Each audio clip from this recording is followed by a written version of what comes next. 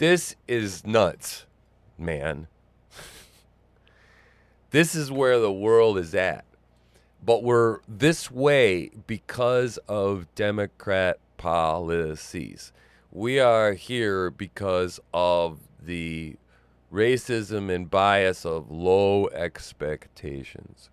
For many, many years, we have had low expectations for the African American community.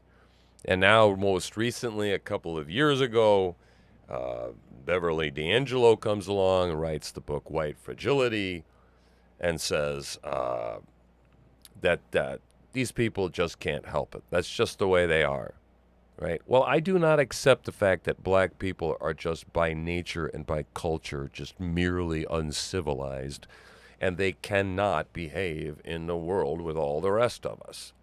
I will show you newsreel of Black Wall Street, okay? I will show you plenty of footage of plenty of people not so long ago in the 70s and 80s that were civilized and lived in a behaved manner and understood that the key to being successful in life, right, is having a family, working hard, getting an education. But what's happened is that the Democrats have created modern day plantations. They've taken the fathers out of the homes and they've replaced it with the state. The state is now the father. So you have people being raised up and they do not understand what it is to be a man or how to act as a man. And of course, they go to school and they're not going to learn about manhood in a school because they've taken out any semblance of God and prayer in the schools now many years ago, since the 60s. It's been 60 years now. And as a result, what we have is we have a cancer and a rot and a decay in culture that is eroding us from within. And it's causing our country to be in distress. And this is just one of many problems. That's not to mention that these folks are bathed in a sea of fentanyl that is coming across the border, and that's being allowed to happen by this current administration. The homelessness that is occurring, the the human trafficking that's going on a daily basis. We opened the show with and talked about children that we never want to talk about, that are the victims of the kind of human trafficking that's happening on a daily basis every single day.